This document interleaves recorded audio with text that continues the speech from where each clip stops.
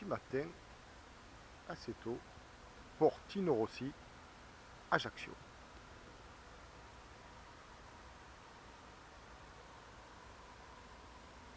Comme on peut le voir, il y a de la place. Ne pas hésiter à venir passer une nuit.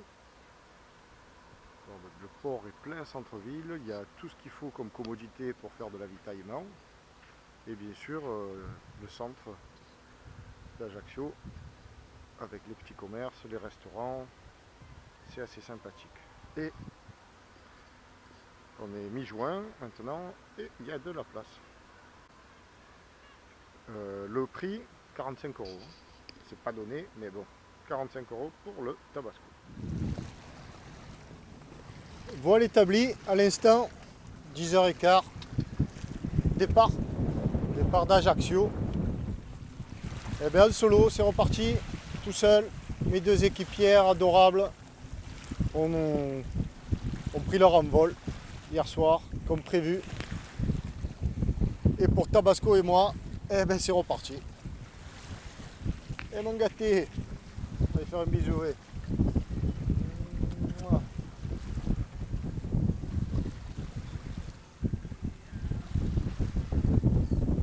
Allez, on va ranger tout ça, comme de coutume. Alors, où va-t-on? Eh bien, j'en sais rien. Je sais pas, on va profiter de l'air, on va avancer. Je pense que j'ai bien envie d'aller faire un mouillage à Campomoro,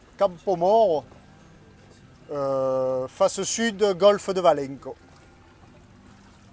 Oh, mais bon, on verra bien. Aïe, aïe, aïe, aïe, aïe, aïe, aïe. Le petit Zef de 9-8 nœuds là, qui est en train de nous abandonner. Alors on a quand même fait de la route. Ajaccio en bas dessous. Et puis, comme il ne faut pas se laisser abattre, je mange le morceau. Voilà. Je fais le petit casse-croûte corse, voilà, un petit morceau de fromage, un petit morceau de charcuterie, de lonzo et un verre de rosé. Un bon petit vin corse, terra corse. Et on avance, malgré tout.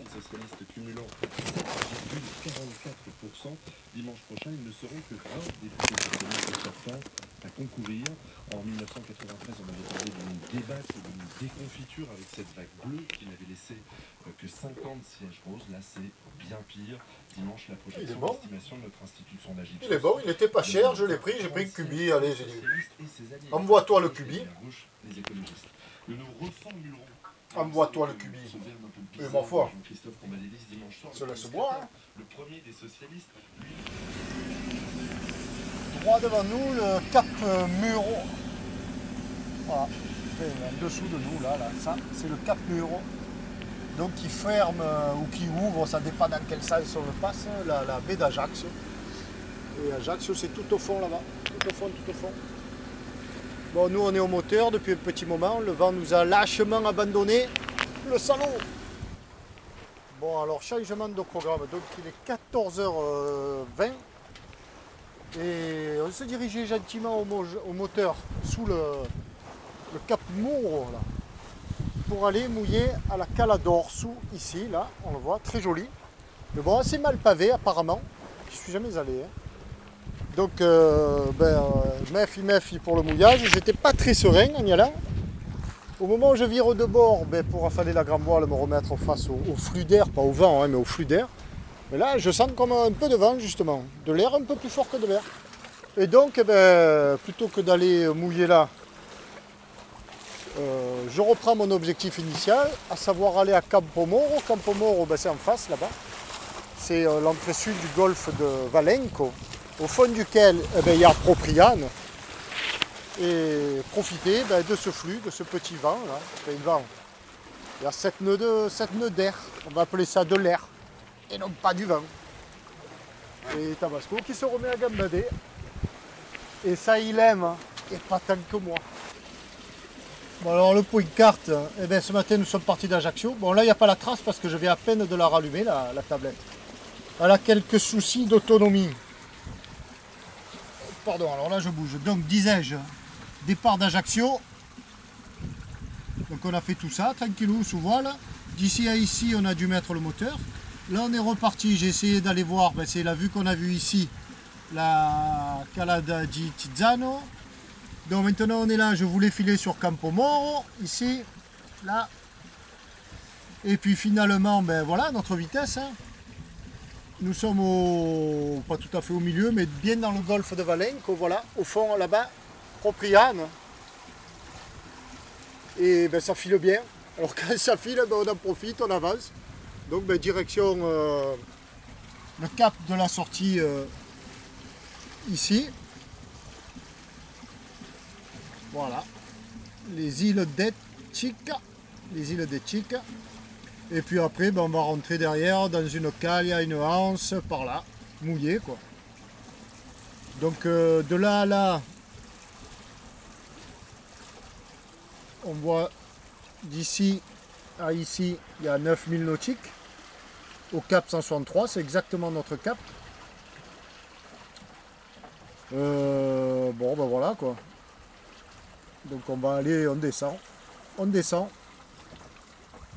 On est où par rapport à la Corse? Ben voilà, on est là. Hein. Je vais effacer la règle. Voilà. Donc on est parti de là ce matin. Ben on en profite, on gambade. Hein. Puis si on peut descendre rapidement, on descend. Si on doit rester là, on reste là. Il fait beau, j'ai ouvert le pare-brise et ça file.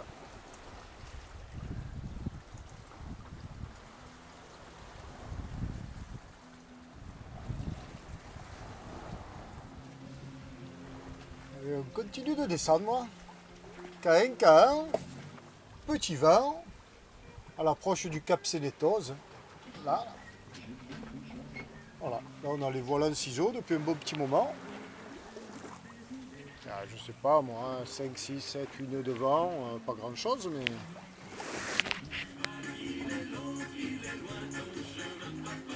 Voilà, on passe la pointe de Sénétose. Ici, là, enfin bientôt.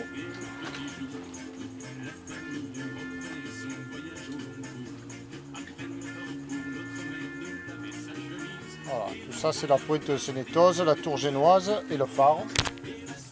Donc on a la tour génoise là et le phare là-bas. Et derrière il y a le golfe de Mortoli.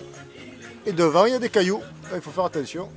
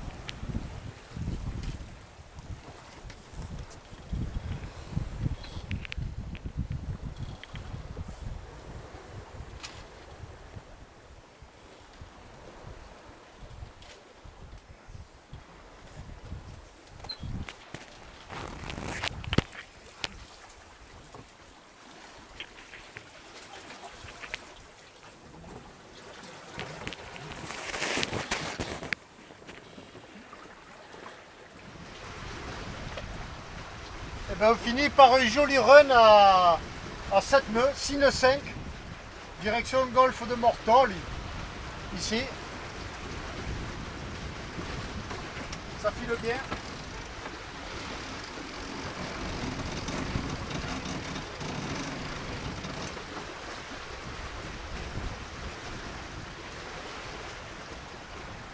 Ça gambade.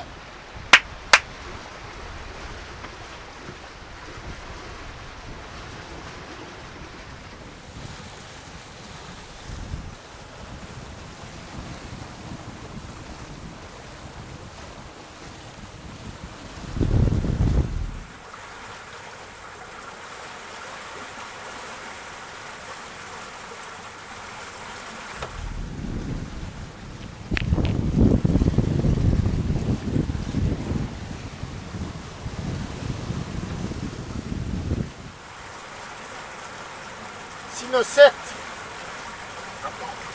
une 8,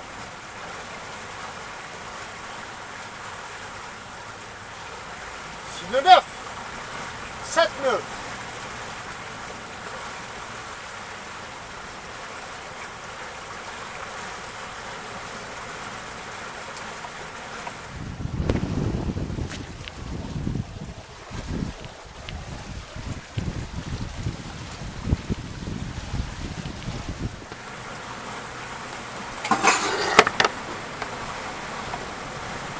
Nœud 2.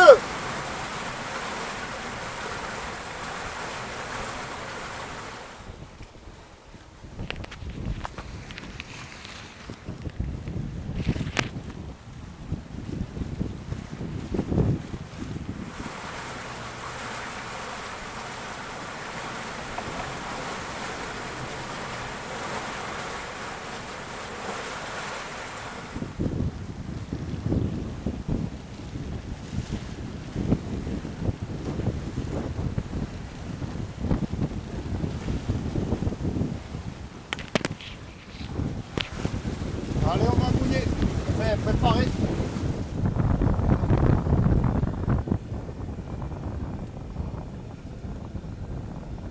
Voilà, Mortoli. Il n'y a pas grand monde.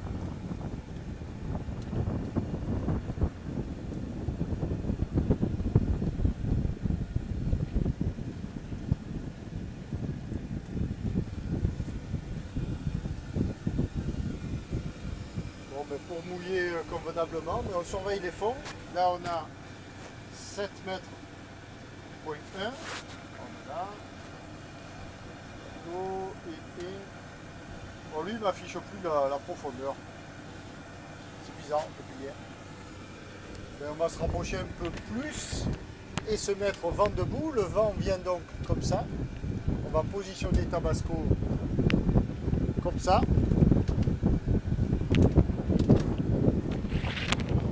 J'espère qu'on m'aura entendu. Donc le vent vient comme ça, on va positionner comme ça, Tabasco, tout en surveillant les fonds.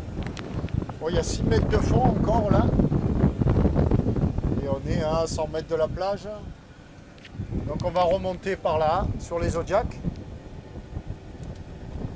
Et puis voilà, on va se poser là. 100 mètres 70. On peut se rapprocher un petit peu de la plage parce qu'il n'y a personne. Donc ça ne va pas gêner les usagers de la plage, ni même les baigneurs, hein. On est d'accord. Pas grand monde. Et on va aller à la baille à mouillage.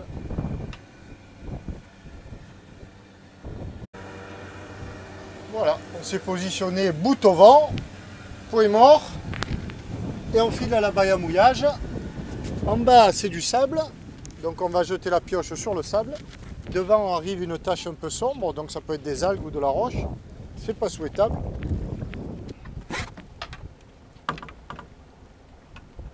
Alors là, pas besoin de se servir du guindeau électrique. Il faut simplement le laisser descendre.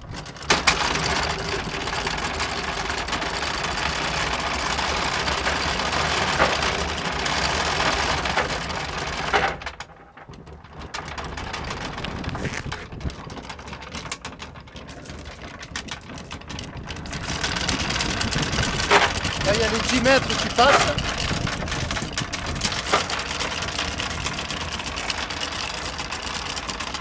La chaîne, l'ancre est là, on la voit. On voit l'ancre. Et voilà, là je freine un coup avec la manivelle hein, pour permettre au bateau de se repositionner dans l'axe. Et puis à l'ancre peut-être d'accrocher, enfin pas peut-être, à l'ancre d'accrocher, de s'enterrer un petit peu, de faire son effet soc de charrue. Là. Voilà, là le bateau on l'observe se repositionne.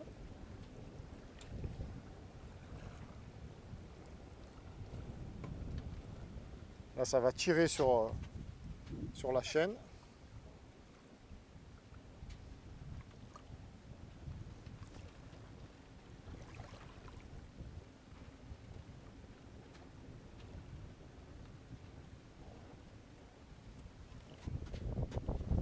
Voilà. Là ben, ça a accroché au fond parce que ça ne tremble pas. Si ça dérape, ça tremble comme ça. Et le bateau cule, ben là ça ne dérape pas. Et le bateau remonte sur la chaîne. La chaîne revient un petit peu à la verticale. Elle n'est plus tendue. Donc on va quand même rallonger. Je desserre le frein.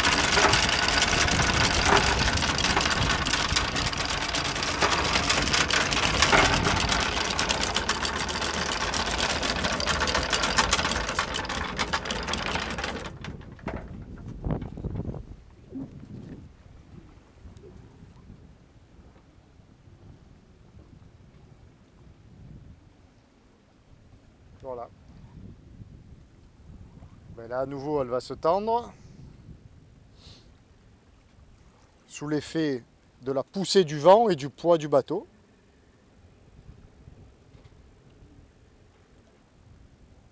Voilà, on a mis nos 25 mètres dans l'eau. Et ça a bien croché. Ah c'est bien, il ne pollue pas lui en même temps devant. Vive le 2 temps. Ça c'est un beau moteur 2 temps sûrement. Enfin, restons à notre pureté de voile.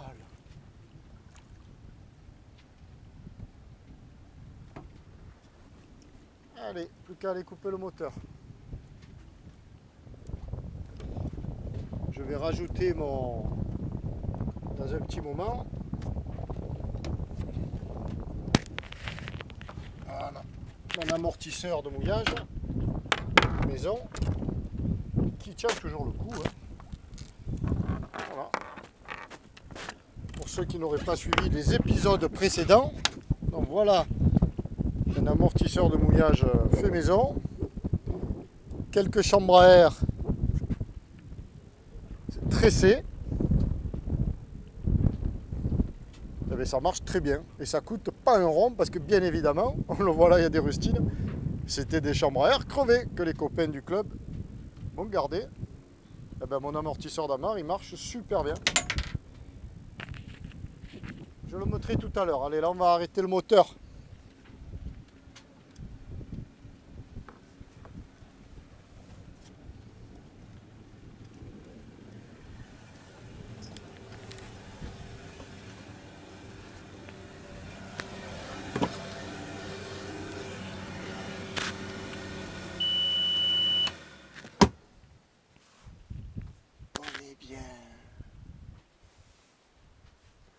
Aujourd'hui on a fait quand même une belle balade, on a fait 28 000 nautiques. Alors je rappelle que 1 000 nautiques égale 1852 mètres. Donc à vos calculettes. Pour convertir en mètres, évidemment. On arrête tout.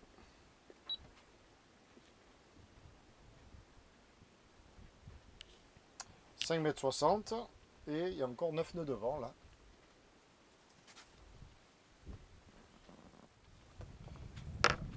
Bon alors on va mettre l'amortisseur d'amarre. Alors l'amortisseur d'amarre c'est pas compliqué, hein. Un mousqueton, mais je prends pas le mousqueton dans un maillon de la chaîne, non. Parce qu'après s'il faut partir en urgence ou très rapidement, ça peut être assez emmerdant. Je fais plutôt une espèce de faux nœud de cabestan et je viens ressaisir le mousqueton, voilà, sur le passant. Et après avec la tension, mais ça sans trop forcer, hop, ça coince des mousquetons. Et surtout, ça va s'enlever très très rapidement. On va le voir là, bon.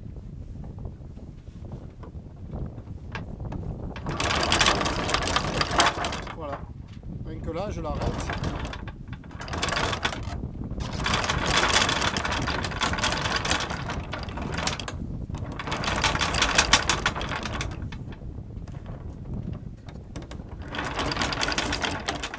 Voilà, ben je l'arrête comme ça.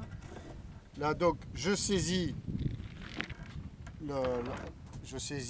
ce bout donc, et je laisse du mou à la chaîne. Et c'est le bout qui donc tient le mouillage maintenant. Et fait office d'amortisseur avec les chambres à air. Et si jamais les chambres à air cassent, ça va s'entendre. Et c'est le guindeau bien sûr que je resserre. Hein. On va regarder ce que ça donne. Oui. Voilà, là on voit bien que c'est l'amortisseur. C'est l'amortisseur qui tient la chaîne dans la partie immergée. On voit bien que les chambres à air sont hyper tendues, mais elles ne cassent pas. Et puis ça va faire un an que ça tient. Et là, donc, je reprends mon frein, bien sûr. Je serre fort, parce que si dans la nuit, ça casse, mon bout de casse, en fait, ça joue le rôle de fusible aussi. Amortisseur et fusible. Ça soulage surtout le guindeau. Parce que lui, il ne faut pas lui laisser une tension extrême dessus. Là, c'est le cas. Et je peux aller me coucher tranquille. Voilà. Un petit clin d'œil à Chrism, qui se reconnaîtra donc, qui m'a laissé un commentaire il y a 2-3 jours, là, me questionnant. C'est un fin observateur, en fait comme beaucoup. Et il a vu que le soir, j'avais pas mis l'amortisseur. Il m'a posé la question, il me dit, Pierrot, tu mets pas ton amortisseur? Ben non, je le mets pas à tous les coups, je suis un peu feignasse quand même. Quand il n'y a pas d'air, que c'est très très calme, je le mets pas forcément. Là, ça tend pas mal, donc pour soulager en effet le guindeau, je le positionne, mais pas à tous les coups. Bon, c'est sûrement mieux de le faire à tous les coups, mais je suis pas un exemple, ça c'est clair. Allez, il nous reste à bien ranger cette voile dans sa housse, dans son bac. Reprendre la drisse pour pas qu'elle tape le long du mât, évidemment, cette nuit. Le moins de bruit possible équivaut au plus de confort possible et au meilleur dodo.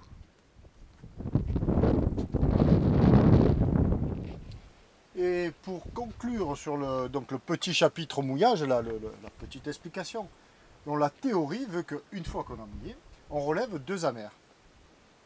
Qu'est-ce qu'un amer? Un amer, c'est un point sur la côte, un repère. Deux avec un certain angle, 2 si on a la chance d'avoir la côte de chaque côté parce qu'on est au fond d'une baie. Ou un amer, alors ici, un amer fixe sur la côte, pas un bateau ni une bouée, parce que si le bateau ou la bouée bouge, on émoute. Là, on voit qu'il y a une maison blanche, par exemple, en haut du maquis, au-dessus de la plage, et on est à la hauteur de la maison. Si jamais d'un coup la maison, pas le monte comme ça, elle se déplace, c'est que forcément le tabasco il part tirer par là-bas en marche arrière, et ça serait pas bon. Donc voilà, tant que je reste comme ça là, à la hauteur de cette maison blanche, j'ai bon. J'ai bon.